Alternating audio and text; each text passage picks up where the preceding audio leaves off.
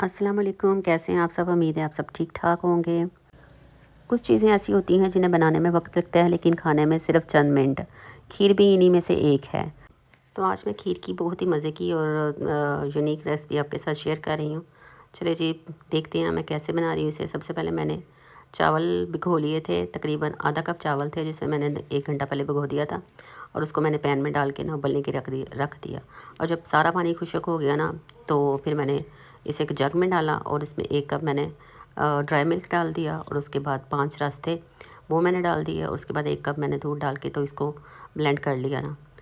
چلے جی دوسری طرف میں نے پین لیا، اس میں نے تقریباً نا 1 کپ کے قریب میں نے چینی لی، اس کو ہم نے نا کیراملائز کرنا ہے، اور بس اس کو میں نے ہلایا نہیں، بس ایسے ہی رکھ دیا تھا تو یہ خود ہی ہو گئی تھی نا۔ اس کے بعد میں نے نا 2 لیٹر دودھ تھا جو بلائی سمیت میں نے اس میں ڈال دیا۔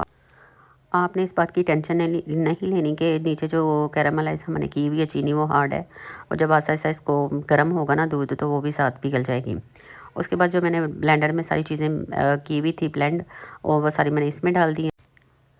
اس سے آگے آپ کے صبر کا امتحان شروع ہو جانا ہے، بس آہستہ آہستہ آپ نے چمچ چلاتے جانا ہے۔ جیسے ہی اپنے چمچ چھوڑا نیچے دودھ نے لگنا شروع ہو جانا ہے۔ یہ دیکھیں آہستہ آہستہ نا یہ ہمارا نا دودھ گھڑا شروع ہو گیا ہونا۔ اس کے بعد میں نے پھر اس میں نا 6 سے 7 چمچ چینی ڈال دی تھی، کیونکہ مجھے نا چینی تھوڑی نا کم لگ رہی تھی۔ اچھا کھیر وہ میٹھی چیز ہے جس میں چینی کم ہو تو شکایت ہوتی ہے، زیادہ ہو تو بھی شکایت ہوتی ہے، لیکن پیالہ ختم ہو جاتا ہے ساتھ ساتھ ہی۔ کھیر صرف ایک میٹھی ڈش نہیں ہے بلکہ یہ برصغیر کی صدیوں پرانی روایات ہے۔ بس آپ نے دھیان سے چمچ چلاتے جانا ہے تاکہ نیچے نہ لگے، اگر نیچے لگ جائے نا تو کھیر میں ایک عجیب سی نا اسمیل آ جاتی ہے، جلنے کی بو آ جاتی ہے۔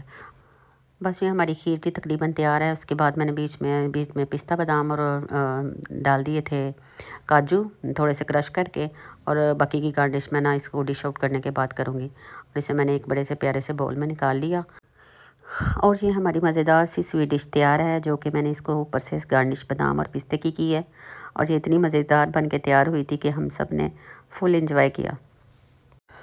اگر آپ کو میری ریسپی اچھی لگ رہی ہے تو پلیز چینل کو فالو ضرور کر لیجیے، اور اپنے پیاروں کے ساتھ اسے شیئر بھی کیجیے گا۔ تب تک کے لیے اجازت دیجیے، کسی نئی ریسپی کے ساتھ حاضر ہوں گی۔ اللہ حافظ۔